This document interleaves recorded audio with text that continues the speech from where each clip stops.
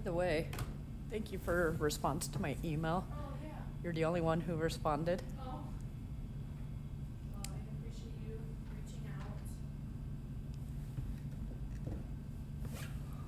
Yep, I won't do it often, only when I think it's really important.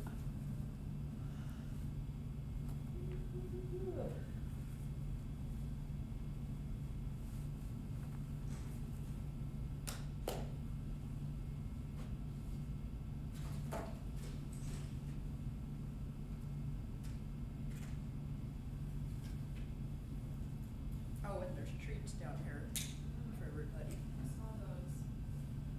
Might have to grab some. Figured there'd be something everybody likes. If not, they all look like things I would like, so. Not that I usually buy that stuff for at home. 'Cause they don't eat it.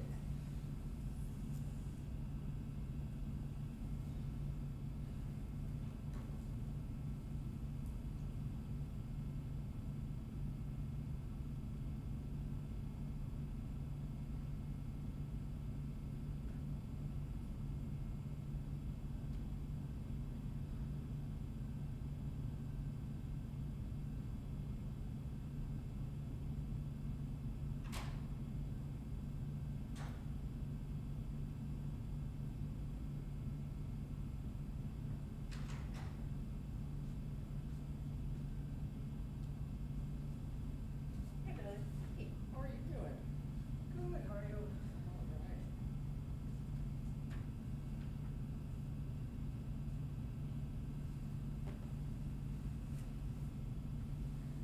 Studying whether to start the new Darth Maul. What was that? New Darth Maul cartoon. I don't get through everything else, Mike, but it's Darth Maul. Are you a Star Wars person? I've seen the movies, but So, she's probably, you know, like, I don't know. I know the characters. Kind of excited, but I don't know if I'll get to watch it soon. Couldn't last night, not going to tonight. Probably won't tomorrow. Training all day, so I'll probably be ready to be done with everything. I think it's supposed to rain this weekend. Maybe catch the good start of it this weekend. We travel again this weekend, I think next weekend we're fine. Where you going? It's to visit friends in Lacrosse, so not far, but it'll be enough. Be fun. Yeah. Hoping if it rains, it only does it like overnight, so I can get my shit put together. Hopefully clean out my garage. Before my truck gets dented with hell again. Oh, no. Yeah, that's From what the- last year got me. Yeah, the insurance company argued there was the damage on my roof. And I'm like, but you walked past my truck before you checked the roof. Yeah. Clearly, there has to be damage up there if you look at my truck in the shape that it's in right now. Then they came back and they're like, oh, yeah, we see now. Whatever. We're in Chippewa, so we're lucky. Missed the worst of the hail. And we got the, not the worst, but we were pretty close. We had good softball. So, yeah, it's scary. Yeah. I had a friend in Kansas City who, they went camping, there wasn't supposed to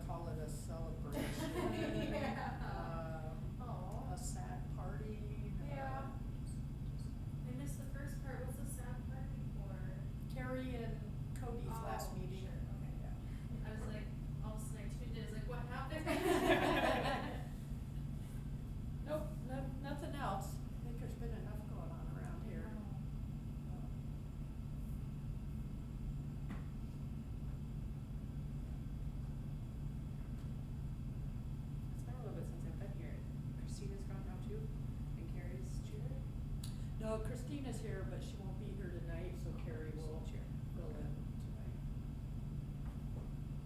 And I didn't know who else wasn't gonna be here, so I put everybody else's side. Guess I could really do it. I had time today. I feel like it's been a busy, busy year so far, busy spring. Second week's always my worst of the month. Just council hawk, even if I don't go to council, it just still. So many busy ones. And I'm going through leadership Eau Claire, and that's on Thursdays, so it's like. That's where your training is. Just forget this week, cause nothing's happening. It's graduation for him? No, next month.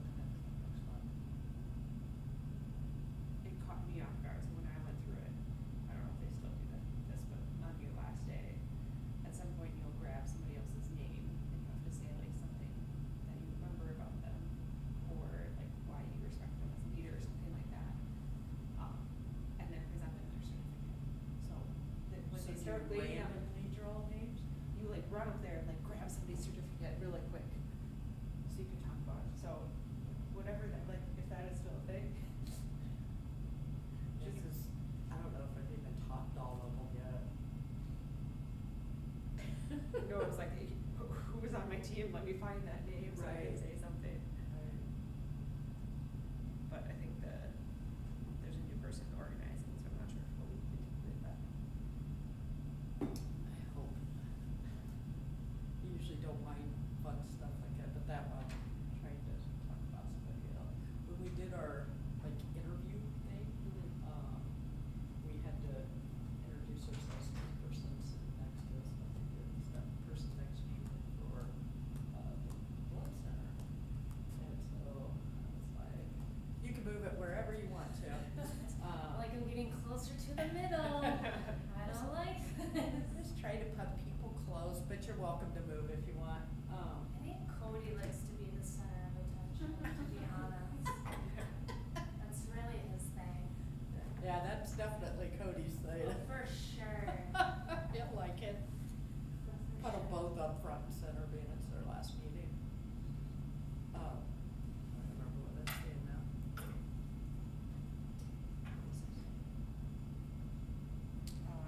You to introduce people next to you, the first day of leadership, for the interview for your Oh, leadership. yeah, so she's telling me, I'm like, did you do the blood draw? I don't get to go out now, but we did last night. So we get up there, I'm like, she doesn't get to do the blood draws, but, and then I thought, just make yourself more.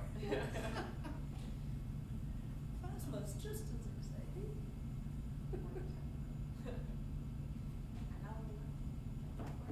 Were you?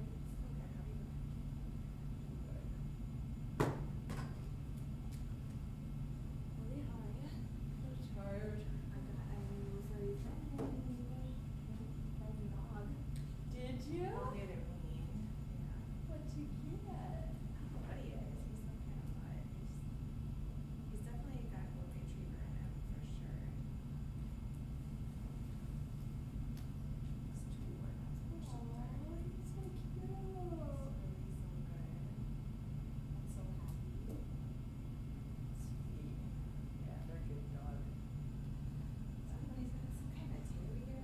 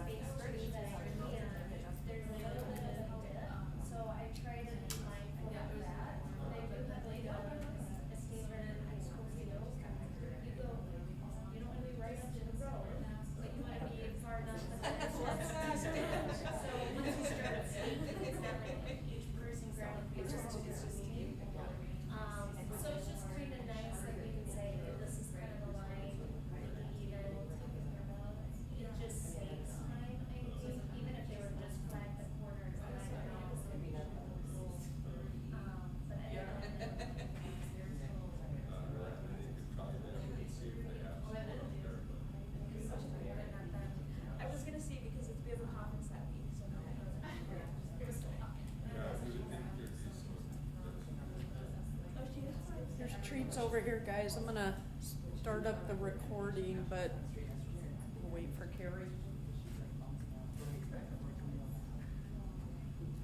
Christina here today? No, so Carrie will be running. Right. Sit down.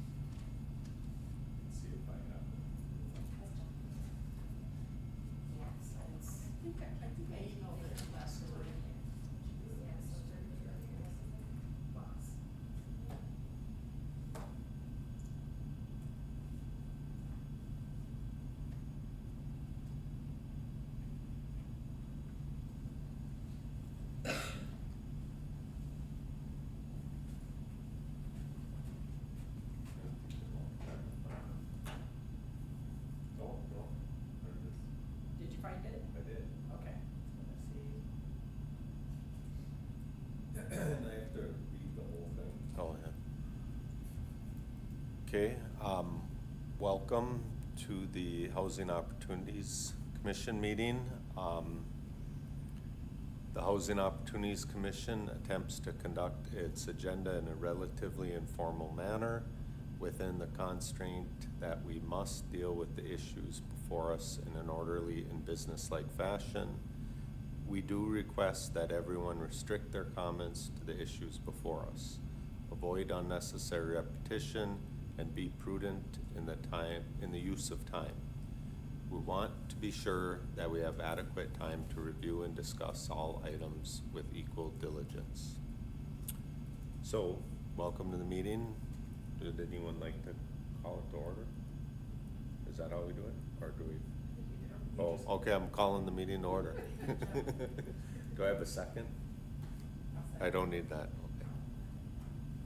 And I don't have an agenda in front of me that I would have to jump into the, Roll call next. oh, roll call. I'm gonna just go down the list. Brooke Peterson. Here. Okay. Angela Stokes. Here. Erin Hansen. Here. Jessica Schoen. Here. And Maddie. Here. And I'm Cody Philipsak, I'm here too. Okay, we have a certificate of appreciation. All right, well, we'll start with Cody's. Normally the chair would do these, but being one's for the acting chair today, unless somebody else wants to read them, I will. Okay. So this certificate of appreciation recognizes Cody Philipsak. Close enough. Come on, you'll teach me one of these days. For his 6 years of service on the Housing Opportunities Commission. Mr. Philipsak's leadership has made a positive difference in ensuring affordable housing in the city of Eau Claire by promoting public-private partnerships, initiating funding programs, and improving overall housing affordability. Thank you, Cody. Perfect, thank you. It's been fun. You don't get one. Nope, You don't get I was one, no, late. you're late. Peace out. I'm stuck in the one. And next, all right, next, this certificate of appreciation recognizes Carrie Poser for her 6 years of service on the Housing Opportunities Commission. Ms. Poser's leadership has made a positive difference in ensuring affordable housing in the city of Eau Claire by promoting public-private partnerships, initiating funding programs, and improving overall housing affordability. Next time we have a virtual meeting, I'm gonna replace Disney. All over it. Thank you both. Any parting thoughts? Here's that, I'm happy I've been on it for 6 years, and I'm kind of happy to get my Wednesday nights once a month back, but I have enjoyed it, and I've learned a lot. I've worked with good people, you know, so it's a really good group, and I think we do good things. So I would echo what Cody said. I don't know about Wednesday nights. I'm not sure what those look like. Every other, or the second Wednesday of each month. I appreciate everybody's commitment to doing this. I hope you continue doing great things. I'm a little sad, so I'm not gonna lie. I wish there wasn't a rule that said that I had to step off. Now, next month, you might come back to me and I'd be like, no, I'm good, peace out. But for right now, I'm actually kind of disappointed. I'm sorry, what? We've waited a year. Yeah, that's fair. But I've enjoyed it, and yeah, thanks.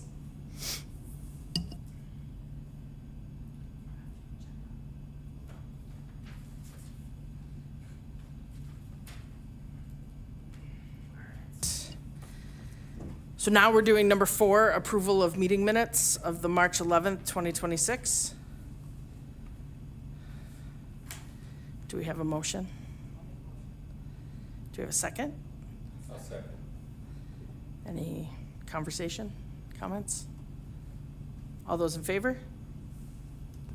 Aye. Anybody opposed? Okay, cool. Meeting minutes approved. Number 5, open public comment period. Is there anybody that is interested in coming up and chatting with us? Don't be scared. Am I supposed to read this whole thing? With nobody here, I Oh, wouldn't. okay. Last call? Okay, seeing no mad rush, I'm gonna go on to number 6, which says public hearings. I don't know what that means. I mean, I know what public hearings mean. Yeah, what it's set up for, public hearings are if we discuss stuff that the public would come up and comment to, and then business items are typically what you guys would vote on and stuff, so public hearings kind of like the Monday council meeting. Gotcha. And business agendas like the Tuesday. We don't really have a lot of public hearings. If you guys wanna do public hearings on topics, then we can. Then I'd come back and visit. Okay, number 7, business agenda items. A, housing our neighbors plan presentation. Miss Stokes, you are up. And Catherine is here also. Oh, Miss Carol, I guess Catherine also. So right there forward and back, and I'll blow the screen up I gotta for you. switch glasses. Okay, so Christina asked if I would do a presentation. Probably some folks have already seen this, so I'm gonna try to be brief but thorough. Catherine works with me really closely on this. When I got hired about a year and a half ago, I was hired to, as Assistant Director for Department of Human Services, but then as my role, what I was supposed to do was bring folks together to look at how we can work together to decrease our number of homeless individuals in Eau Claire County. And so when I started my work, what I spent a lot of time doing is talking to folks. Carrie's been super kind to me and very, very patient. And what we determined quickly is that we needed to put a community report out that would give us an idea of what's happening in our community so we could understand the scope of the problem and understand what work had to happen. So what I'm gonna try to explain today is that just provide background information on homelessness in Eau Claire, how the Housing Our Neighbors Planning Collaborative began, the process of how we created the community report, which has 6 strategies in it, highlight current success stories, and then outline the strategies and next steps. So, as you're, I'm sure, all aware, homelessness in Eau Claire has been increasing. So when we look at the number of folks going to the Day Resource Center, when we look at our coordinated entry data, Carrie could do a much better job explaining coordinated entry, but what I will tell you is homeless service agencies try to get information from folks so we understand who's homeless or at risk of being homeless, so that we understand what the scope of the work is. We gathered information from Bolton, we gathered information from Beacon House and Sojourner, not Bolton, sorry. So we spent a lot of time getting numbers. All of the numbers are increasing. When we look at Eau Claire, one of the things that we talk about a lot is who's at risk for homelessness. So I don't know how many of you have heard of the ALICE report. So ALICE report, I can never remember what it stands for. But basically, it's folks that are working. Do you have the acronym? Great. Asset limited, income constrained, employed.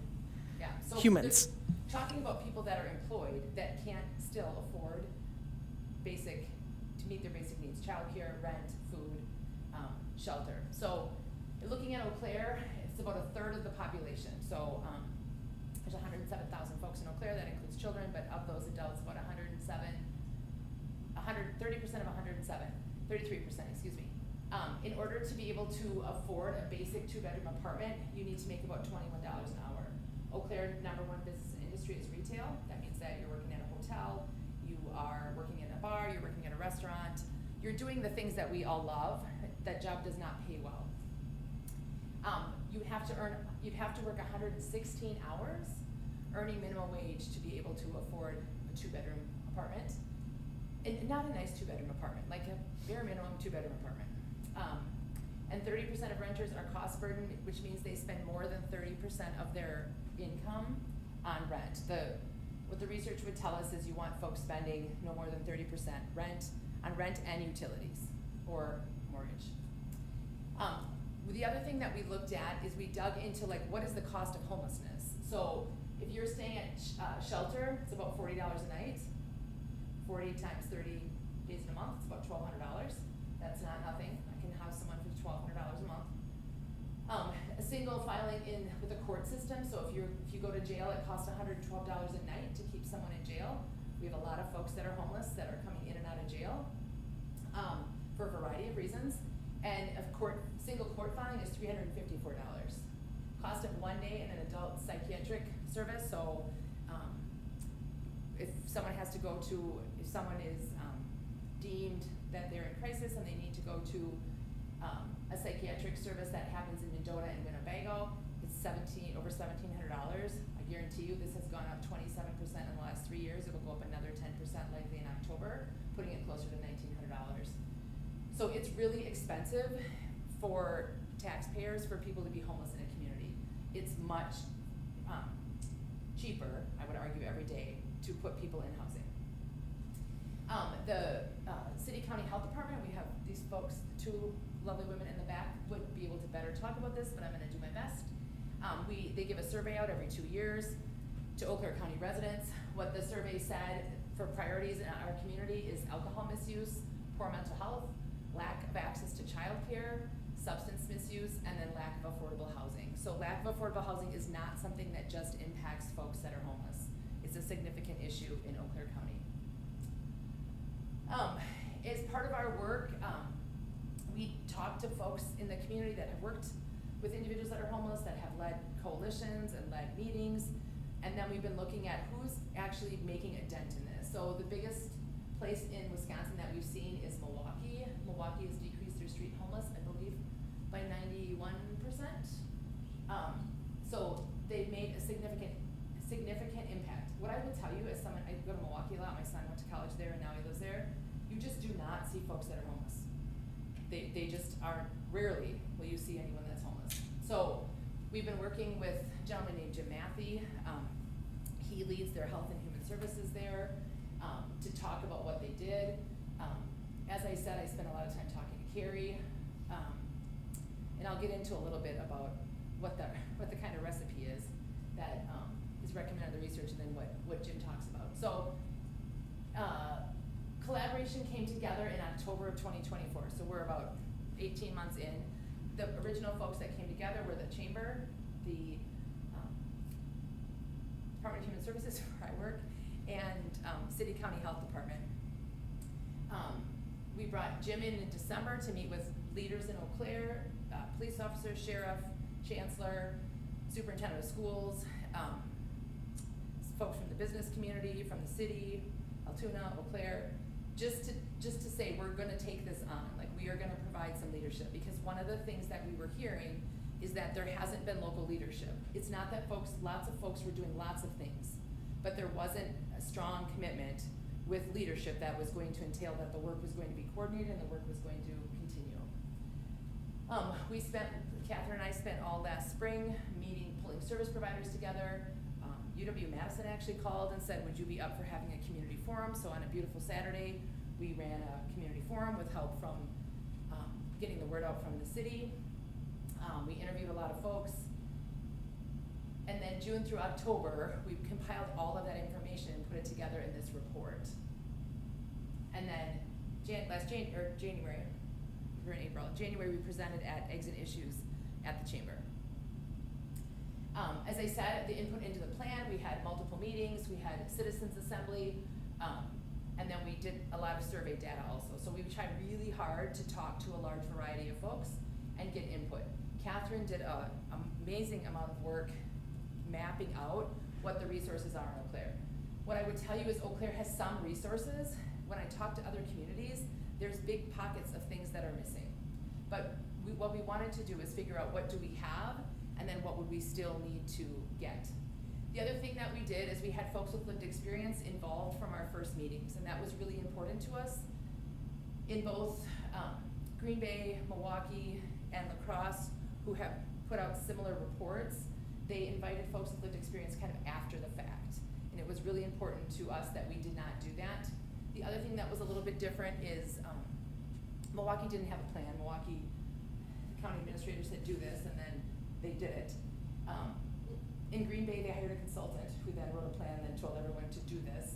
And then in La Crosse, they had a their county and city came together and then made a plan and said do this. So we chose to not do that. What I would tell you is, there might have been some advantages for just telling people what to do. It likely would have been less time and effort and maybe less work. And I think people still actually are waiting for us to tell them what to do. So I'll explain why we're not doing that. But our goal is for homelessness to be rare, brief, and non-reoccurring in Eau Claire County. It doesn't mean it's gonna go away, but when it happens, we want it to be a small amount of time as possible and have a plan for those folks. That's called in the research some functional zero. It's making me nervous to give a presentation in front of Carrie because she knows all the things better than I do. So jump in anytime, Carrie.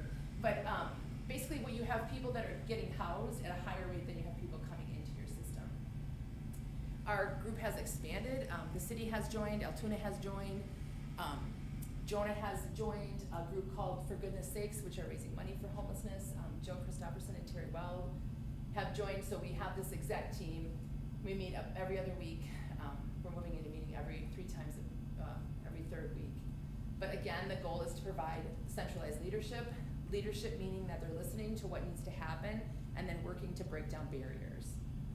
And then the other thing we're trying to do is track our metrics. So what is working in Eau Claire, what is not working, how does the funding sources come in, how is that money being spent? So we have a report. What a report does, it provides information on the current state of homelessness. As I said, we gathered feedback, and then we have these 6 strategies. So Catherine is a whiz with data, and when we pulled all of that together, what we figured out we had to do were 6 things. We have to align the system. We have lots of folks working, they're not working together. I would say that's getting better. I just came out of a meeting for an hour and a half. We run twice a month, where we have about 25 people around the table. They're all service providers, and we're talking about this is the individual and the family. We have releases of information signed. What do they need? Who's providing that? What do we need to fill in the gaps? I love the meetings because I feel like for the first time since I started my job, you have community members working together. I mean, we are talking about folks who have barriers that I probably could not manage on my own. So the meetings are hard to have, but I feel good about the work that we're doing when we're done. Strategic data sharing. So, how many folks got housed in Eau Claire last year? Raise your hand if you know the answer. Yeah, well, no one does. So how do we figure out who's getting housed, and then how can we learn from each other? So if Lutheran Social Services housed 24 people last year, I know that because I asked. But what are they doing that allows for that to happen? What can we do to make that happen for more folks? Strengthening outreach. So last July, there was some funding available in our community that Western Dairyland had. I am not super interested in fighting with folks. So I went and met with them and said, how'd you feel about giving me your money? It's not much money, it's $36,000, and so you can't hire a person. But I have other funding sources, so I can actually hire people with that as a bit of wraparound. So they graciously gave us that, and we put a street outreach team together.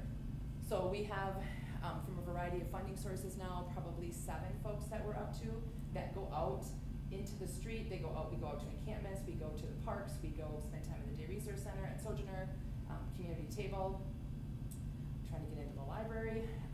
We're working with school districts. So we're going out to meet people where they're at. The other 3 strategies are preventing homelessness. So we had a family that we were talking about tonight that is currently living in their RV, and we're talking about trying to get them into shelter. And I said, let's not get them into shelter, let's get them into housing. Let's avoid shelter, because then they're going to have to, going to shelter is traumatic, and then they're gonna have to move again. So what can we do to just bypass shelter and get them into housing? And we're gonna make that happen. How do we ensure affordable housing? I got down a little rabbit hole, because I'm calling around for housing, and I'm I can't afford to live in Eau Claire. My house payment, I have a 5-bedroom house, because it was the cheapest house to buy at the time I was buying a house, is less than anything I could pay for rent. So then I wanted to understand, I grew up in Eau Claire, and I remember what Eau Claire used to be like. There used to be affordable housing downtown. Well, there's not affordable housing downtown.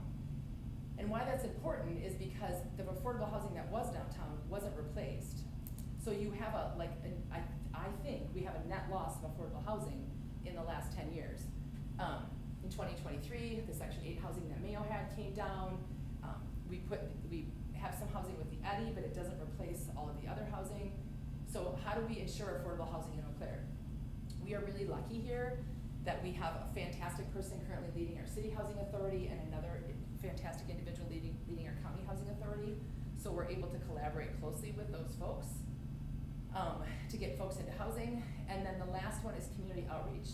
And by community outreach, what we're talking about is how do we help folks understand what it means to be homeless. So if I went to Sojourner right now, I talk to Lucas regularly, he runs it, they have over 20 folks that are working.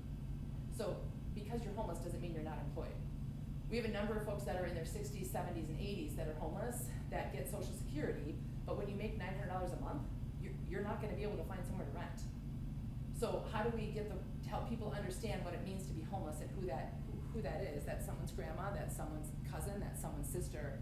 And then how do we help people find natural supports in the community? So we're working with another gentleman who has a community member that's been helping him. He happens to have my personal cell phone number. So he's like, Angie, what is going on here? So this is the gentleman, these are the issues, can we do something? So what we want to do is have everybody have a mentor in the community that can advocate for them. So we want to figure out how can we get natural supports in places. So how can we pull churches in? How can we get, like if we're having a community event, how can we assure that all the people in our community can access that? If you're over 50 years old, how do we get you connected with the senior center? So what do we do to build natural supports in for folks? So that was the last strategy group. What the report does not do, and I'm pretty adamant about this, is that we're not telling people what to do. So our strategies are guided by our community and they're flexible. We have written out what we would like our outreach teams to be doing, but that is flexible within that group. We are looking to not prevent duplication. So we have a limited amount of resources in Eau Claire. How do we use them in a way that's most impactful and efficient? And then how do we build off existing work? There's really great work going on in Eau Claire and in the state. How do we identify what that is and then build off of that? So I'm gonna go a little bit through strategies. I sent Billy the link if you wanna read the report. It's just a little one-page cheat sheet that Catherine made that I'd also just maybe recommend that, which is really lovely. Aligning the system, so we wanna cultivate a strong network among all local homeless service providers and government entities to improve coordination and reinforce a unified approach to ending homelessness. There's a limited amount of resources. We can't compete for them. We have to figure out what we need and then support each other in utilizing those. So here are some ideas of how we might do that. Strengthen connections between organizations. Use accurate local and contextual data to make decisions. So we want to look at the data that we have and use that to drive our decisions. Have a clear communication plan. Simplify the process. Jessica took a 20-page housing application and knocked it down to, I think it's 4 pages, but I wanna say it's really 3. So that is not nothing. That has been in existence for a really long time. And she did that in collaboration with the county housing authority. So now you can fill out one application and that goes in and then it goes to both organizations. Like it maybe doesn't seem like a lot, but if you're a person who's unhoused and you have to fill out a 20-page application, it's a lot. So good things have happened. Action items, so we have action items. So we're looking at creating a roadmap that clearly articulates entry points for folks. Sometimes what happens is I'm homeless and I go to Lutheran Social Services, and then Lutheran Social Services sends me to Beacon House, and then Beacon House sends me to the Department of Human Services, and the Department of Human Services sends me to the Dare Resource Center. That's not helpful in any way. There should be an entry point, and that entry point should get you connected with what you need without you having to run around and figure out who you need to talk to. Creating a resource map that's shared, and then creating a formal leadership structure. So I'll talk about this a little more. That's what we have spent the last couple months on. And then looking to measure that. So what are the metrics we need to measure that? So I think, I live in Eau Claire, a lot of people ask a lot of people for money in Eau Claire. We're trying to figure out how do we have some efficacy for what we're doing. So this is what we need to raise, this is why we need to raise it, here's what our data says we're doing. So I'm not gonna go through all of these, I just wanted to give an example of what one looks like, so I'll tell you. So the shared data strategically, establishing a comprehensive real-time data collection and sharing system to create a clear and accurate understanding of homelessness in our community. We have something within a homeless response system called coordinated entry. What we have started to do is we have what's called a by name list. And by looking at that data, only about 40% of folks that are on our by name list are in that coordinated entry system. We have to get that fixed. Like, we have to have one place where we can keep track of all of our data. So figuring out how do we do that, and the reason I say that is because we have to be able to say, we need 50 units that are at 15% of county median income. We need this many group homes. This is what we need. Otherwise, everything's a shot in the dark. So this is a big task that the health department is helping us with. So third one is strength and outreach. So when I asked Jim, I'm like, what do we do? He goes, well, you need an outreach team. You need a street outreach. That's what everyone does. And you need to create a by name list, and then you need to get people in housing. That's like the magic sauce. And when you get them in housing, you need to case manage them and get them services so they can stay in housing. So we started a street outreach team, and then we are working to partner. There's a lovely woman, a nurse in town, who this was her passion. So she goes out and works with folks that are homeless. We're working with her. We're working with Vivint Health. So we're trying to get all of those folks that are doing outreach together so that we can share what people need and bring our resources together. Preventing homelessness. This is a much smarter way to solve homelessness than to try to pick up all the starfish and throw them into the ocean.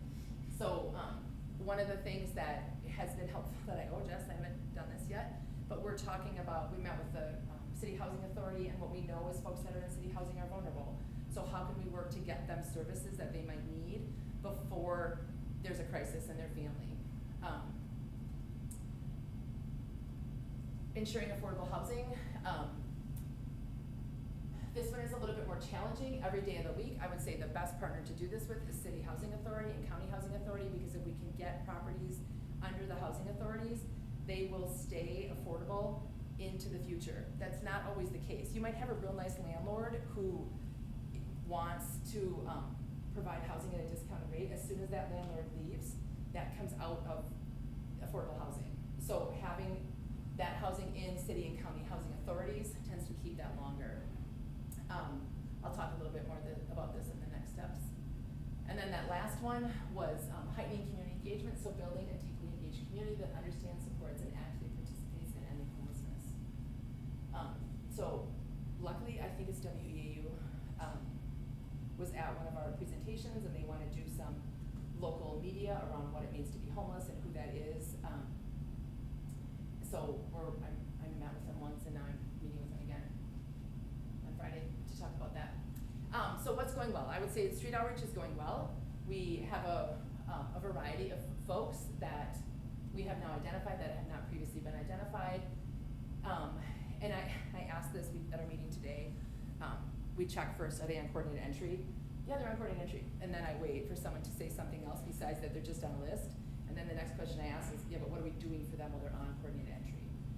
So not just getting them on a list, but then what are we doing to support them while they're on that list? And by getting to support them, I mean, do they have the documentation that they need? Do they have their birth certificate? Do they have a driver's license or a state ID? Like, is all of that in place? Do they have food right now? Do they have somewhere to sleep tonight? All of those pieces. We have a release of information that we have probably 20 organizations now that have signed. Those organizations include City County Housing Authority, the shelters in town, Vivint Health, Western Dairyland, people at Lutheran Social Services, folks that provide services.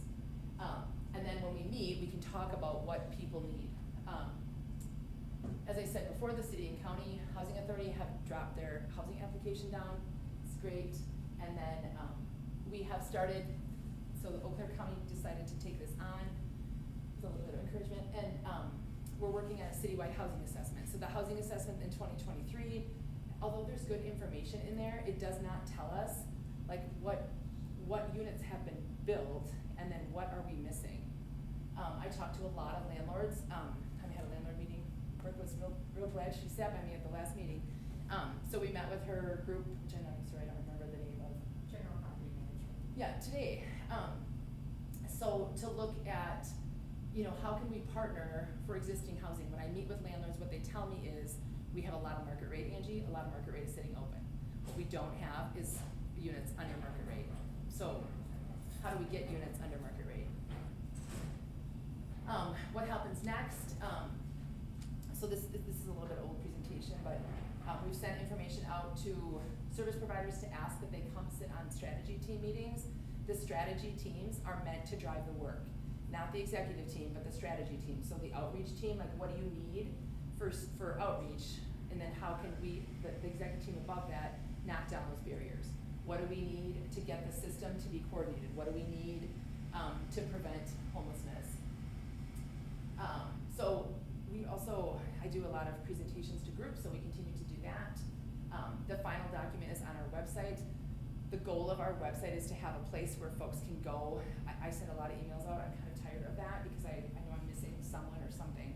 But if we can put information on one page, people can go look at that when they want to. We will eventually have data on there. A governance structure. So right now we have a governance structure that has an exec team, that has a leadership team, and then have these 6 strategy teams. And then, as I said, a public dashboard for the data that we're collecting. Who's involved in the work? Well, everybody. So we have been meeting with Marshfield and Mayo. North Lakes has a lovely woman who's a community health worker who does outreach that we've been meeting with. Church groups, philanthropic entities, government organizations, landlords, law enforcement, Clare Police. I regularly meet with police, and then I work closely with the sheriff. What they all tell me is, we need you to house the people. Go out and house the people, and then there won't be so many challenges for us. So I get that a lot. So really, everybody. We have community members that want to be involved. It's like an all hands on deck project. So, oh, this is not me. I'm starting on my slides. So that's what we have going forward. Try to talk fast. Anyone have any questions? Sorry. Do we want to be on a strategy team, or want me to be on the strategy team? I think the reason that Christina wanted me to talk about this is because particularly the affordable housing relates to the work that HAWC is doing. So the community assessment that we're trying to put together, figuring out like what do we need, and then how do we build it? So how do we get affordable housing? So that this committee relates to this work. I think it's awesome that you guys put this together. Just having the data on it, you know, everyone knows homelessness is a problem, and I notice a lot more homeless people in Eau Claire than in Minneapolis, you know, but I don't know that, and so does my friend from Minneapolis too, and she just commented that the other day. So obviously there's an issue, but nobody knows how many people, so it's really cool to see that. And it's, I love that you guys did it. Thank you. Yeah, absolutely. I have, I guess, maybe a comment or question, like thinking about the work of HAWC and how it relates to this group. I see, like, to me, the most obvious overlap is around, like, the policy related to housing development. And so I guess maybe that's, like, my question. I mean, that feels obvious. Is there more that you think this commission has, like, the levers that this group can help influence in terms of city policy related to the different aspects and work of this group? Or, I don't know. I think advocating. So what has been helpful, Jess helped me, we met with, was it Ned, right? So what we're looking at, I mean, the best way to get folks into housing is to do that creatively. You can't build your way out of homelessness. So we're looking at a shared housing model. Well, changes to the most recent zoning code allowed us to be able to put more folks into units. So I think things like that. There's a woman in town right now who's doing great work with, it's called CLTS houses, but they're shared housing. So I think advocating for creative housing solutions is helpful, and what she's doing is bringing strangers together in a house, and it's a shared living but you have some, the people in the house have some, say in who's coming into the house. So the example she gave me is there's a gentleman who is in recovery, and he would prefer that there's not folks actively using in the house. So I think with the way that we've been talking about funding, we should be able to support creative ways for folks to take existing structures and fix those up, or to take housing, or take something that maybe isn't housing right now and make that livable for folks in a way that is more in community than having single places. So I think things like that. Thanks. I would say one more thing to that, and then I'll say the thing I was gonna say. The other thing that I think is really important, and is important about this, is that this is a user-friendly presentation. So you don't have to understand all the inner workings of the homeless service system and the shelter system and the funding system in order to understand that all those people are coming together to talk about how to move those strategies forward. And the thing is on this commission right now are a whole lot of people that work in different sectors in their day jobs. I'm guessing homelessness is not necessarily the topic of conversation when you go home and talk to, your friends or your neighbors or whatever. But the more people that understand that the increase in homelessness that everybody sees when they drive downtown is not a failure of the systems in place, but it is a lack of enough of that system, right? Like, people will say it's the shelter's fault. It's sometimes it's human services fault. Sometimes it's law enforcement's fault. Sometimes it's the people's fault, right? But the problem with homelessness historically is that it isn't the people that ended up falling through the cracks or as a result of a failed system. They are the byproduct of failed systems. And so Minneapolis, Milwaukee, they made some really significant changes to the way they did business. I mean, huge. About 6-7 years ago, Milwaukee said, we're not gonna have people outside. And they took all of their transitional housing away and they invested in permanent supportive housing. Made a lot of people really unhappy. A lot of people very unhappy. People lost their jobs over it. The city was so upset.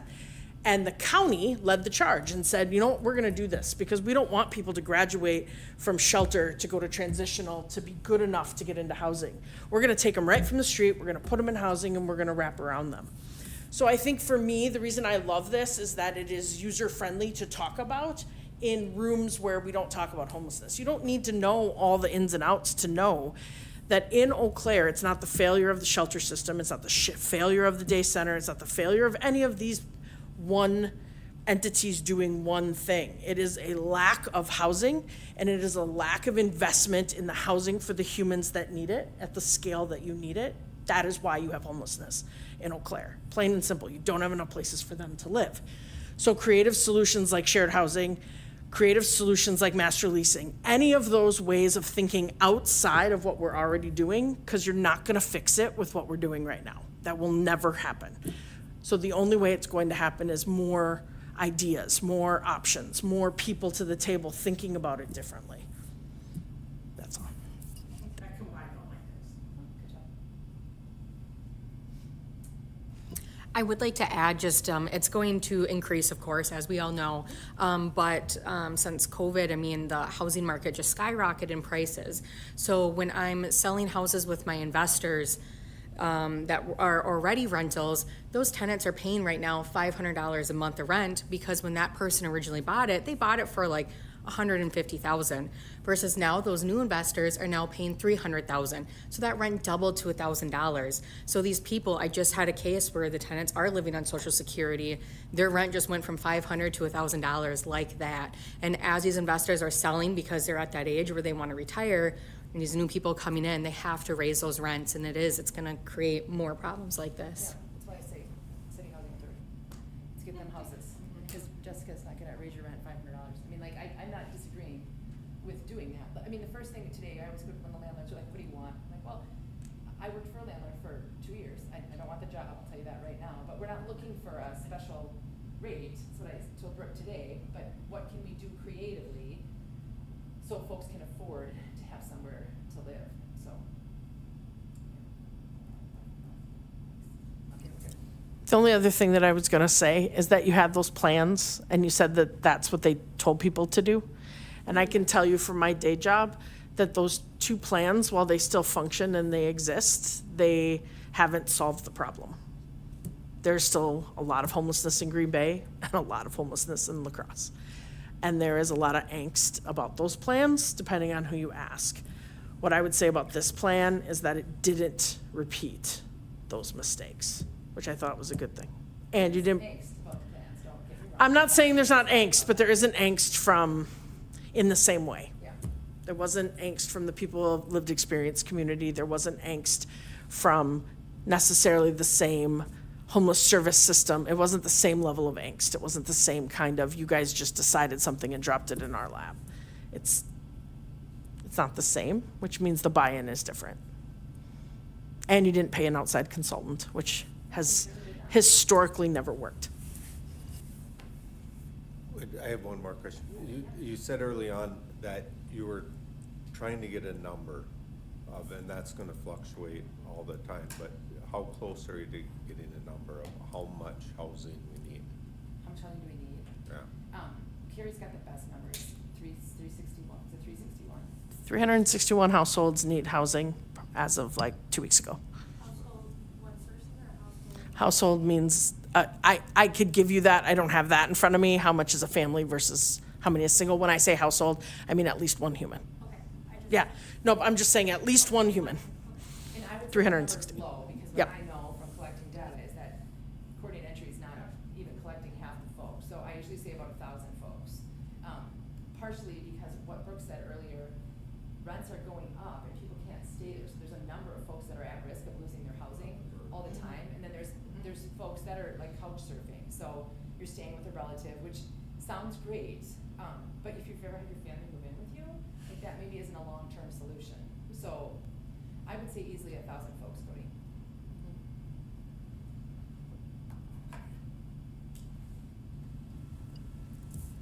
All right.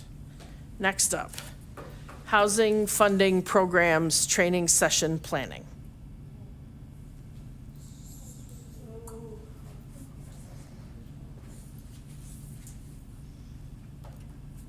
I guess I'm not sure where Christina wanted to go with this. We had talked about it some last month, but I don't think we were fully decided. I did need to clarify. She had said home ARP, have somebody come in, or at the thing, have somebody present on that. I'm assuming she meant the home funds, not home ARP, because the city can't get home ARP anymore, and there's limited left out in like county areas. So, I don't know if it makes, your home program's Well- yearly though, right?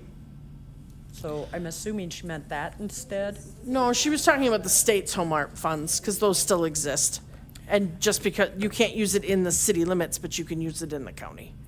Right, but there's very limited funds left in that, from what I understand. Millions of dollars left. Is I- there? There's money left. Yeah, Okay. there's a lot of money. Okay. We can do it. It wouldn't be for any work being done in Eau Claire though. Not in the city of Eau Right. Claire. But it Right. could be people that are in the city doing it outside of the city. Like, it can be a city provider. I think we also talked about last time, just the different, like, what are the different pots of money, so, Mhm. we have some money, they meet on Wednesday mornings, the, RDA group has some funding, like, what are just the different pots that are available in Eau Claire, and then I think also, there's a group in May that's pulling people together, Jonah was pulling people together, like, I think there's a lot of, because Christina's talking about, talking at one, she's talking. about the one in May, I think, Yeah. that I just saw the save the date for. Yeah, so I think those were the things that she was, because we could maybe, as a hub, we could piggyback on that rather than doing our own thing. Right. So the RDA money's very specific for what it'll target, and the plan hasn't been approved yet. But we're still finishing that up, just so everybody's aware. I think she was also talking about WIDA, having WIDA present on Yeah. those We had WIDA, things. Home ARP, and there was one more she was gonna address. I've got WIDA already agreement, but I wasn't sure on the Home ARP, so I didn't pursue that one yet. Yeah, there's a lady at the state that can Yep. do 20-minute presentation on what it is and what it isn't. And Chippewa has received several projects as a result of it, and, I mean, Yeah, It's both of things. us have been pushing to get people to use the home ARP funding. I keep sending it to other places outside the city, and nobody does anything with it. Hopefully Julian will. I pushed him on it, but I don't know. Okay, I'll get with Christine on that and see what we could do to keep it moving forward. Another thing you guys want to talk about, any other questions or thoughts on that? Okay. I think I would just clarify that the city did receive an allocation of home art funds specific Yep. for the city. It was allocated to the Hmong Mutual Assistance Association and Chippewa Valley Habitat for Humanity, who has since decided they're not going to do rental housing development, so there is money to be reallocated through a public process that hasn't happened yet. How much is that? What is it used for? Around $800,000 for rental housing development, serving home art qualifying populations. Sounds like a perfect thing to do for the type situation. Do you- Has the city fund that yet? Well, we could look at that option, yeah. Jessica, do you happen to know what the qualified population that the city wrote for? Did they write for all? Is all four. All 4 of them? Yeah. At first, it was written just for veterans, and that got it kicked back. And then that's where the all 4 were put Yep. in. But then it was gonna be amended, something, yeah, it was a little messy. Well, if it's 4, that's the best case Yep. scenario. It broadens it. That's what the state wrote for, too, to make it as flexible And as it's possible. only rental housing development in Yep. the city, not the other supportive services or. Nope, just the rental housing, the thing that Right. you need the most. And then I think last time, I think I brought this up, when we talked about the need for housing stacks, so even if you have LIHTC, even if everyone completely understands, we do LIHTC and all the things, without a housing stack, without a funding stack, we're dead in the water. Yeah, usually with like LIHTC, so the city puts money towards it because they get more points if it's, a partnership. And that's really the primary reason is to help that application go through. But they also get points on different things, and that's part of it too. So that's what the Hawk money is for, but there doesn't seem to be a desire to use Hawk money for that. Otherwise, we don't have additional housing funding for something like that. Historically, the housing fund has funded the Eddy, Prairie Heights, and Hmong Association. So 2 LIHTC and then repairs on the Hmong Association. And I was gonna say something down in announcements real quick. It's not on the agenda, so we won't go into it. We have potential for possibly about 120 units in a LIHTC development that would, right now, they're looking at potentially all of them being 60% or below. And so the problem is it's on a existing private site that would need a bunch of review and stuff, and the owner's not willing to give them the time to do that. So we're kind of stuck on the next steps there. Because they have to do environmentals, all this stuff, and they even offered to do payments through each step, and if it didn't go through, the owner would keep that money. They still wouldn't. And over a year later, it's still sitting there, and about $1 million cheaper than they could have got paid. So, yeah, it's a struggle to get LIHTC, but we are working on it and looking at any possible site that could happen. But we'd need to figure out money-wise to help with those. That Hawk could do to help build, do something positive for that to move forward. We could buy the building so that we can allow more time. That would be up to council. That allows more time for them to do the process they need to and apply. The only problem with that is if an environmental would come back horribly wrong, then we have the property. It doesn't, I mean, our district doesn't see, nor do we get approved to buy a building when it's time, it's not. Yeah, okay. I mean- I don't know if the property owner is or what the situation is, but, Yeah, without a set plan on, because, I mean, we can tell you what the plan is, what the intention is and all that, but until all the reviews and stuff, but that's gonna be with any light tech process. It takes a while for them to do all the steps that they need to.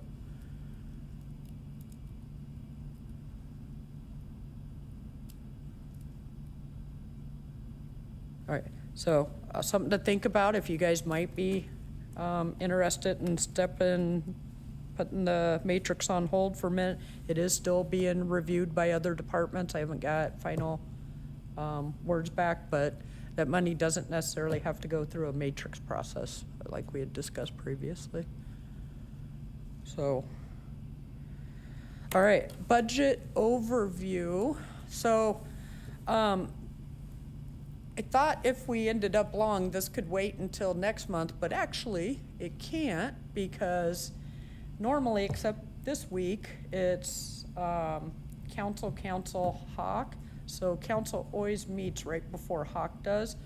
So the budget, the CIP portion of the budget will be going to council in May tentatively, right before the Hawk meeting. So if we want to give any other, we could still give input at that point because they're not voting yet, but I wanted to get in front of you guys before that point, get feedback. So budget's complicated. I think we all know that. There's different pots of money. There's the general fund. Best way to explain that is that's what pays staff, non-capital things. Staff's probably the biggest thing, insurance. We have staff like finance, human resources that don't necessarily do something that brings in money. So those have to, but they're needed, so those positions have to be paid out of general fund also. And that's done on an annual basis, but they also modify it through the year as needed. Special revenue funds, they're used for when we get funds that are restricted to certain things. So if we got a fund to buy 10 hot air balloons, we'd have to buy 10 hot air balloons. We wouldn't be able to spend that money on anything else.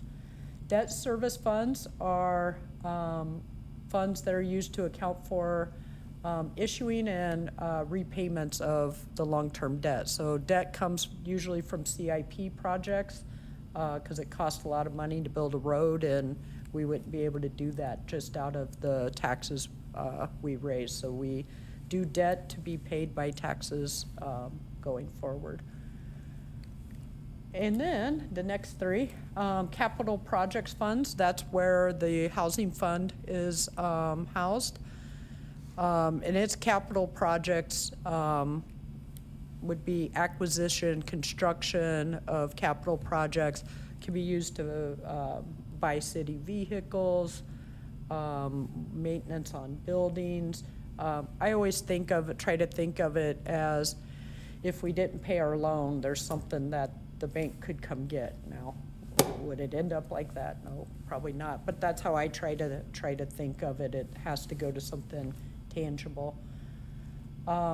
Internal service funds, those are to account for financing of goods and services provided from one department to another.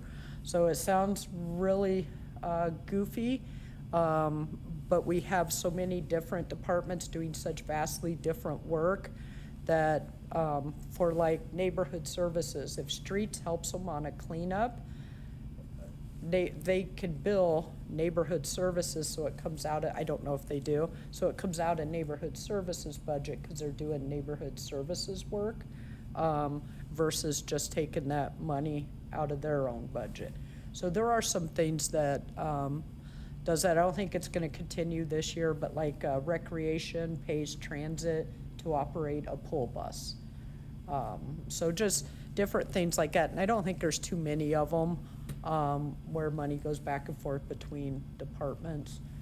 And then the enterprise funds, those are selling services for a fee. So like water, sewer, maybe in the future trash. Those are all set up as like utilities. They have an enterprise fund.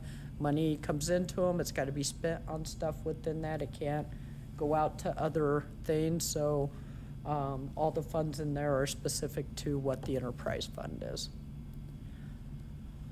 Any questions on those first ones? Pretty easy, self-explanatory. But just wanted to list it out, just kind of help explain what we're going through when we're trying to figure out budget and how different costs and everything apply. The thing that I thought was going to be most important to you guys is the dates. So where the red spot is, the red square is now, you will note there's been some council meetings about the budget. Those were to get direction on putting together that first budget. So that's what's being worked on now. It's tentatively scheduled to go to council on the 11th, and they'll have a work session on the 12th. So our next meeting's May 13th, so I wanted to make sure you guys knew that in case you wanted to go to that first work session to listen in. 20th, Transit Commission reviews and recommends transit-related stuff. 27th, Waterways and Parks does parks-related stuff. And then the Plan Commission, they always review the CIP, and then it'll go on to another public discussion, another work session. Amendments will be due, another public discussion, and then tentatively June 23rd, council will approve CIP. They approved the CIP portion first so that we have that all laid out. So CIP money can come from the general fund, it can come from borrowed funds, it can come from grants, it can come from different sources, but it has to be spent on capital. So as they go through, they get the CIP figured out, they know how much money may be coming from the general fund, so then they can go into the general fund and budget that out. So next, here's when we get into the operating budget. So there'll be some overlap. So they'll start, departments will start working on their budgets in May through July. In July, city manager, got a light glare in there. I'm wearing my reading glasses. We'll review the requests from departments, and then the finance will start working on the budget. There'll probably be pre-meetings or discussions in the CIP work sessions to kind of get some direction on the operating budget, but they're not in the formal schedule yet. It just kind of depends on what conversations have taken place and what haven't. And then after that, there is, on the 5th, October 5th, council will receive the budget. October 13th, they'll give a work session. 26th, public discussion. November 2nd, amendments are due. 9th, public hearing, and 10th, they vote on it. So it is a lengthy process. There are a lot of public outreach points. And this won't be all the public outreach. Stephanie tends to go to meetings, go to different groups and stuff, and seeks feedback that way also. And I can send out the dates for you guys. For the CIP, it is a 5-year plan, but council only approves 1 year at a time, the upcoming. So even if they approve something out 5 years, the next council can change that. It's not guaranteed for those 5 years, but we try to plan it so that money will be there because it is planning bigger projects and stuff. So doesn't always happen, but it can depending on what the budget is happening with it at that time. As I said, it can be funded through general fund, user fees, grants, state and federal funding, bonds, promissory notes. And what determines if it's capital, if it has a value of 5,000 or more and a useful life of at least 1 year. And then, so this is where our housing fund is housed. That just sounds weird. And so right now, we currently have 785,000, and that does include 2026, the 250 up there. It is tentatively planned to continue doing 250 a year. So for this 5-year period, it's a total of 1.25 million. But it's gonna depend on each council each year going out, what does get approved, how much, but this is the tentative plan over the next 5 years. And I didn't know how deep you guys wanted to go into budget. I had heard you guys were interested in dates, understanding a little bit more about this. If there's other questions, I'm happy to answer them, or if I'm not sure, get the answers and bring them back to you. But did I hit on most of the things you guys wanted to know? And that is all in Hawk? Hawk makes recommendations to council how to utilize the money. But there's no other money, it's just, that's just the money. Okay. What type of budget shortfall is the city looking at this year? It's about 2.2 million. And just to kind of clarify that, we have to cut funds every year, cut budgets. For some reason, it's getting shared a little differently this year than in past years. It feels like the media's picked it up like it's, you know, a huge deficit that we've never experienced before. Well, every year we have to look at probably $1 million or $2 million and how we're gonna manage that because revenue keeps decreasing while costs keep going up. So, and we don't know where we'll be next year or the year after, so it's really dependent on the world, the community, and who's council at the time. Can I just want to clarify too with that question about the deficit. My understanding is the deficit is operational, not capital. So like the numbers that we're looking at here, that's like in a separate category of funds than the deficit that we'll be working through in the fall.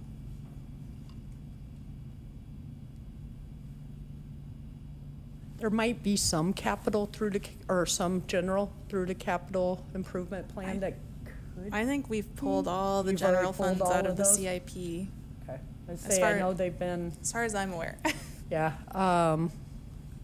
but that would be the only thing that would possibly change that, so, most of the capital, they do promissory notes, loans, for those things. I just have a clarifying question. So that 785, or I think that's what that says. I don't have my glasses. That's including money that's rolled over from previous years. The 785, yeah. So there was $1 million in 2025. It's a long, complicated story that I won't go into unless you guys want me to. But it was all capital, so we had to kind of change some of our plans on how we were using that and ARPA funds. So 500,000 ended up going to the Day Resource Center just because of how money was moved around. So that left 500 out of that. And then we have the 250, and then there was still another 35 out of that million. Actually, it was $1,075,000 that was left that year. So the 35 remaining comes out of that little 75. Again, long story, I can explain it if you want all the details on how that happened, but. Okay, and then for the 250,000 that we get each year, that's just for Hawk, or that's for housing stuff for the city in general? Yeah, it's for this Hawk to review and make recommendations on how to spend it towards housing. Okay. It's specifically your guys' to recommend. Okay, thank you. Being new to the commission, I'm just kind of curious, like for the 2027 budget, is it possible that some of that can get allocated into what Angie was talking about today? Like to put in some subsidies to bridge the gaps from, to make rent? No, okay. Nope, this has to go to capital. Okay. It can't be used for services or anything like that.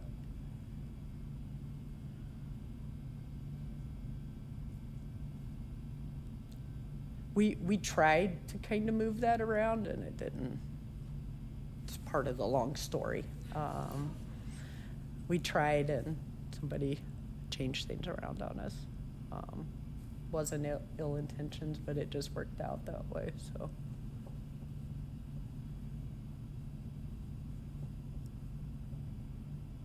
Any other questions? Anything I'm missing? Anything you guys want me to get more info on?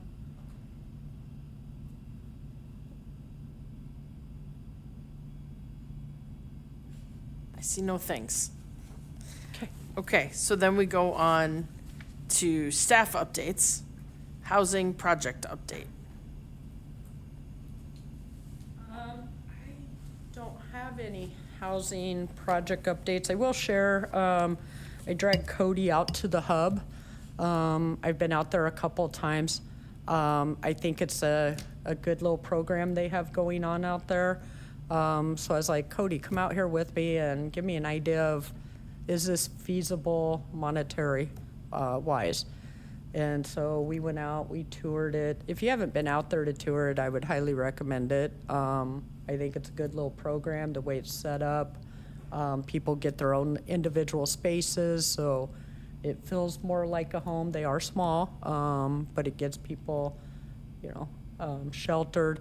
A lot of the individuals, she said that they've, you know, had some issues with alcohol or drugs, and so they're coming out of that, or some criminal history, so it's really difficult for them to rent anywhere, sometimes to find jobs, but the majority of the people there work. They, you know, I think it's intended to be transitional, but they do have some members that will be there forever. Recently had one pass away there, and they wanted to. It was their home. So they brought in hospice and everything. So we're gonna. It'll take a while. We're just gonna research that more. There's a lot of questions. How does would our zoning even allow something like that? Is there a place that would benefit? Because we know anywhere we suggest for affordable housing, we'll get an NIMBY reaction. So where's the best place? Who would manage something like that? She said, even though they're there 24/7, she said she didn't think that had to be, that if there was somebody there daily, that it could work, but we'll want to dive into that more, talk with partners and everything to get their thoughts on it, make sure it's all feasible before we even start putting it out there as a tangible possibility. So I got a lot of work to do, and thank Cody for going out there with me. And if anybody wants to tour, I could set one up if we want to go as a team. I think we should start building more of it tomorrow. I think it's the best I've ever seen on anything like that. And a lot of it is the woman that runs it, Becky, is, you have to have something like that. I thought it was impressive. And I think that 785, that if you could do 20 units pretty easily with that. Where is that? I'm not familiar with it. It's in Lake Hallie. Heartbreakers Yeah, Yes. right behind Heartbreakers. Oh, okay. Used to be where the POs put naughty people when they were exiting incarceration, but didn't have a place to live. Oh, okay. And then it was bought, and she operates it. Okay, thank you. Yeah, they're old army barracks that were moved up here. And it makes me wonder, are there more of these sitting around somewhere in the country, and can we just move them here, set them up for next to nothing? And The but actual building to be easy, you know, I think it's more the operations, but it provided a community for all those people, and talking to Becky, they all seem to get along real well, and make some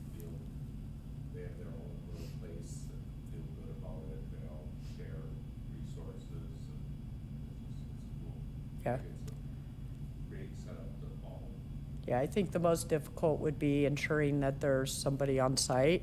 But that might be something good for like a Home for Good, or I don't know if it's something Western Dairyland would be interested in, having somebody out there, if DHS would office somebody out. So there's still a lot of work to figure out all the pieces, but, you know, financially it's feasible. I think find that all distance and find land that you can fit it on, maybe a lot of land that you could do little pods of it, but you build, you know, call it 20 these little houses around one bigger house, and then find someone that gets free rent to live in that house. You know, you'll appreciate this book. She only does 1 week leases. So every lease, they have to sign a new lease every week. So that allows, if there's anyone that is way out of line, they're out immediately. You know, she's very nice, but she's strict, and that's what makes it work. And, you know, there's a lot of people in the community, I think, that would love to help more, you know, older couple or whatever, like they are. Yeah, she said they get a lot of support from the surrounding neighbors and stuff. At first they were mad, now they bring over food all the time and stuff. And I don't think she didn't say they've ever kicked any. I mean, the option's there if somebody comes in, just starts disrupting the whole community. But I don't think she said that they ever have. I don't know for sure, but so. Never police presence there, right? And all the neighbors were really against it. It's way better than what was there. Is that what's called radio check? Do you have radio grants for that? They don't have any government grants. Nope. That way they don't have all the paperwork. It kind of like Hope Gospel doesn't do government grants to, 100 to 150 a week, or it's like even 75 to 150, depending on the size. yep. And then all utilities included in that. And they all look nice. Internet, you know. they have like family meals. Often holidays they do family meals so that people don't have a place to go, that they're all together. Yeah, if you guys want me to set up a tour for some of us, I can do that. If you want to go out on your own, she's pretty good at giving tours of the place and talking about it. So I don't know if Carrie and Angie have any thoughts, being they work in the realm, It's my but last meeting, why not? So, a couple of things I would say. When you make a program that has barriers that are so incredibly significant, you are definitely catering to a particular group of humans, and that's not going to work for the rest of the humans. So I think lots of options are great. I think if that is a thing that you can bring to scale and that will help some people, that's awesome. I would really caution anybody from thinking that that model is going to solve the homeless problem in Eau Claire, because there are people that have pretty substantial issues that aren't going to be able to follow those kinds of micromanaging, overbearing rules. And the reason they also don't get any government money is because that would never fly. Their method of case management and service delivery would never fly with best practices from the homeless service community. We believe in client choice, we believe in empowerment, we believe in people making choices because they're adults, and if they want to drink, they get to drink. It's a legal thing. I recognize, How is that sure. working for you guys? That's working just fine. I think that people choose the worthy poor to serve, then that's what you see, and you make distinctions between who deserves it and who doesn't. And if you come at it from believing that everybody deserves a place to live, then that model serves some folks. It's not going to serve others. I'm not denying that it's gonna help some, but I also think casting it as like the answer is really dangerous, because there are people that'll never work for, not just because they have mental health or addiction issues, but because they're grown adults and they don't want to have somebody in their business like that. I would also say, People with lived experience should be part of any conversation before you go investing a lot of money. And if they don't want to live there, why are you considering building it? That would be my other 2 cents. I would say there's 1,000 people and you can help 100 of them, then do it. I think. I just think you need to ask them first, that that's something they would want. Yeah, and this wasn't considered as a fix-all, it's just one solution out of many that can help specific people, but not all. I think that's the key messaging, because when we talk about it, sometimes things get grabbed and said, we have this fantastic solution, and then that's what everybody wants to focus on. And like, if you can't meet those requirements, then there's something wrong with you, and you don't deserve housing, and like, we go down that list. So people like to grab buzzwords and like to grab like, here's the magic pill, and or the magic solution or whatever, and I think it is a solution. I do not think it is the solution. Nope. Yep, agree. What are the rules, Carrie? I'm just Googling them right now. What are the rules? You can't drink at all. Unless you've been there for a longer. You have to time. prove your worth.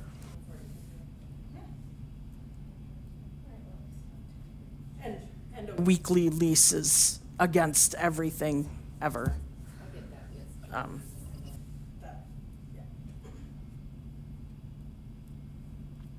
I think that's how David does it too, so.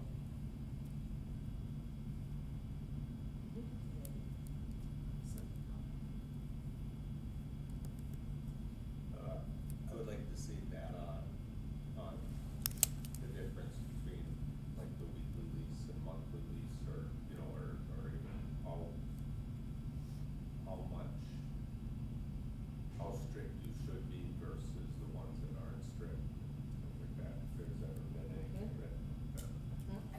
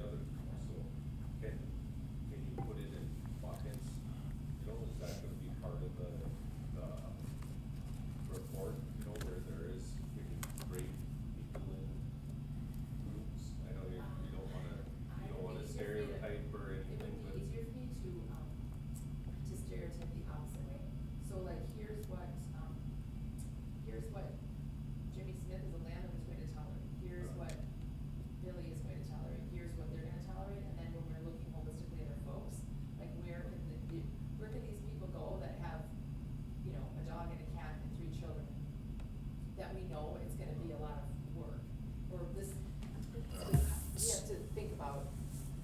So before I did this job, I worked in an actual homeless service agency, and I think back to those days a long time ago, and think about, like, in a scenario that you just gave with the 3 kids and the dog and the cat, we would never put them on the 2nd or 3rd floor of a building. Like, we would know that that was a terrible plan because they're gonna be loud. It's gonna sound like elephants, and they're not gonna be good neighbors. So it's not because that landlord or that, that housing option didn't fit. It's that we knew that that would set off the situation poorly.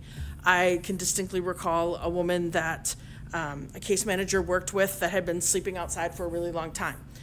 Sleeping outside in Menominee, actually, for a really long time. And she was adamant there was nothing wrong with her. She's 85 years old, and there's nothing wrong with her, and she can sleep outside. And every service provider that touched came, circled around her was very, very concerned. She's 85 years old. She shouldn't be sleeping outside. And she would tell you that there's nothing wrong with her. Eventually, 2 years later, service people offering to take in her plants, offering to take in her winter gear when it became summer, building that relationship over 2 years finally got her into housing. She slept in a tent in the yard of the housing because she wasn't ready to sleep inside yet. And what the deal was with that landlord is that she just wanted to use the bathroom and to use the stove. But you had to find the landlord that was gonna be okay with their tenting in the yard. That's not everybody. And so it's like, yes, there's 1,000 people. Every single one of them is gonna have barriers and stories and challenges and issues. And all I was trying to get at is painting any of them in the same light, that this is the solution, is the mistake that every community that I have worked with or in tends to make, is that's too hard. We're gonna aim to something easier. And then nobody ever gets back to the too hard. And those are the people that everybody's upset about. All the people in the city are upset about. All of the tourists are upset about. All the people using Main Street is upset about, because that's what they see. But nobody wants to serve that group and gear the services because it's expensive, or it's challenging, or they spit at you, or there's a giant list of issues. Absolutely. Right, so I would say in Eau Claire, that's the group that Department of Human Services is committed to getting into housing. That, we have to have partners to be able to do that. But it's not a one, Carrie's spot on, it's not a one size, there's no magic thing. It's why the wider variety we can have of folks that are willing to do different kinds of housing, I think that the better off we'll be. And the different partners. And I'm gonna stress this also because it's my last meeting and I have the gavel. The other piece of this is it's super important that you have multiple providers at the table. I'm gonna tell you a quick little life lesson. If you haven't read the news, on the eastern side of the state, a CAP agency has ceased to exist. They serve 10 counties, one of which is Green Bay. They had millions of dollars in services, everything from homelessness to housing to healthcare to weatherization to you name it. And there is such a crisis right now for the last 2.5 weeks of figuring out how are all of those people gonna be served. People in units that didn't know if their rent got paid, people that we don't even know are enrolled in the programs yet. And it's because a lot of that service delivery was, this agency was taking care of it, so we don't have to think about it. We don't have to do anything with it. We don't have to be part of the solution together. And I would caution we're not quite at lessons learned yet, but if I was making a list and I was going into communities, the more different kinds of providers that are coming together to talk about that, the better off you're gonna be. Because this is devastating. And if it were to happen in Eau Claire and you just suddenly lost Western Dairyland, think about everything they touch and that who was going to take that all on. It's massive. So the more people that are involved, the better off you're gonna be. Do we happen to know what happened with oversight on that? Well, that depends. I can't speak to any of the bazillions of other things that they touch. What I can tell you is that the way our organization grants money, you have to provide 100% source documentation before we will reimburse, and that's what we've always required. And so when we reimbursed, we checked every receipt. So I can tell you that for the grants we paid for, we know that those were legit. but they were involved in lots of other things that didn't touch our services. All right. So that's all I have on housing projects, and we will still keep looking. I don't know if there's more conversation. We'll keep looking at a variety of things, because we know there has to be a variety of solutions, but I just wanted to share that because we just went out last week before. So, it was a good meeting. So that's all I have there. Future agenda items. Christina has a little calendar, so I'll get with her. Is there anything you guys want to talk about on a future agenda? Seeing nothing? Cool. Announcements. Next meeting's May 13th. Jonah does have a housing panel on the 14th. So if you're still with us, you'll have Monday, Tuesday, Wednesday, and if you go to the Jonah thing, I need to send them a blackout date calendar. Last year it was Wednesdays. This year it's going to be Thursdays after the long week. Oh, just so after the election, every year we have our council organizational meetings. The election last night, our organizational meeting will be in like 2 weeks-ish, and then council members get new committee assignments. So you might get a new council member. So you don't get to Fight Club for? Well, I this day? can. Well, council members can express like their preferences, but ultimately the full council decides, and so you never quite know how things will shake out. What it Hawk, RDA, I think that might be it, had like serious competition last year. Oh yeah, I think Hawk and like 3 of the ones that I am currently assigned to, there was like repeated meetings because we couldn't come to consensus, and then I won all of them. Yeah, they But, never got enough numbers to Yes. choose one, and they both stayed, and yeah, it was Yes. interesting. Yes. Well, you could Because you're the sure, most you can come to our consistent public. that we've had.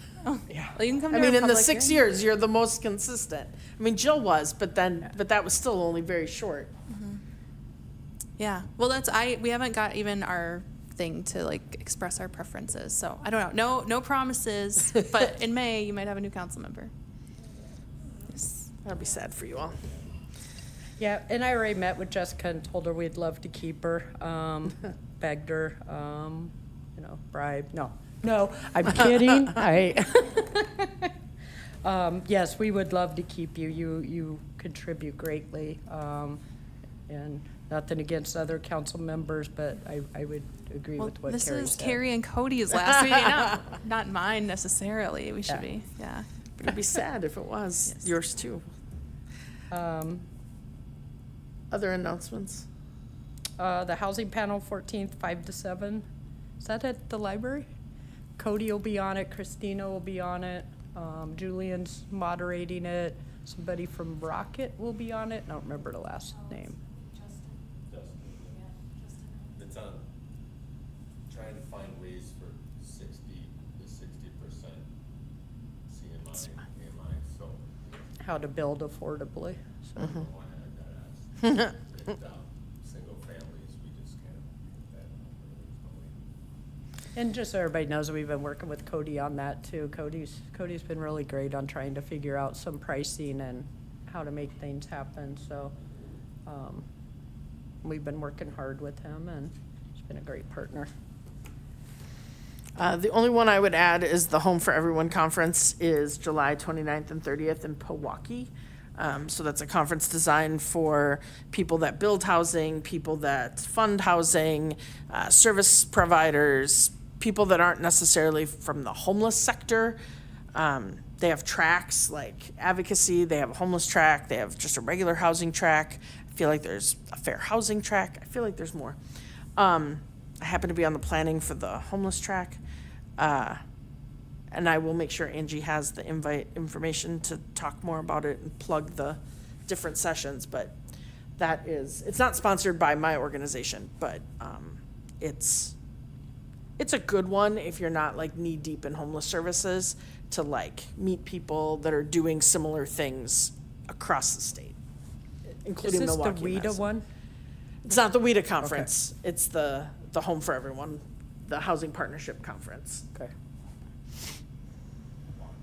Pewaukee. Is that by a building? Of course it is. Of course it is. Anything else, guys? Nope. Development that just, I'd like to learn more about the one that went up in Madison for 30%. Is that the one I sent you? Yeah. Yeah. But Yeah, that's a outside builder that, it's not from Madison builder, but it's a pretty cool one. I can resend it. I don't have anything else. All right. Oh, do I have to have a motion? Do we have a motion to adjourn? Everybody wants to stay? Okay. All right, excellent, meeting adjourned. All in favor? Sorry. Aye. All right. nobody's opposed. So, we have more folks coming on next month then? Yes, so Christina couldn't be here tonight. We have another new member, Tina. She knew she would be gone on vacation. It's spring break time, so, so she'll be here next meeting. We still have 2 positions to fill. We really need a developer. And we'd really like somebody in housing finance, to help us understand that side of it. Second May first? Yep. And they do have to live in the city for Hawk, because they wrote that right into the ordinance. They didn't write it that way on some of our other committees, but Hawk they did. I did think of finance, people you could reach out to, or I could talk to some. Yeah, that would be awesome. Cool. Cheers. Yes, Last right. week.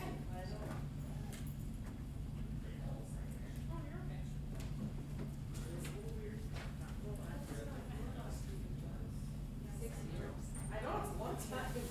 How did I end up there? 1 year, you look back. I'm not opposed to it. It's, when I first started,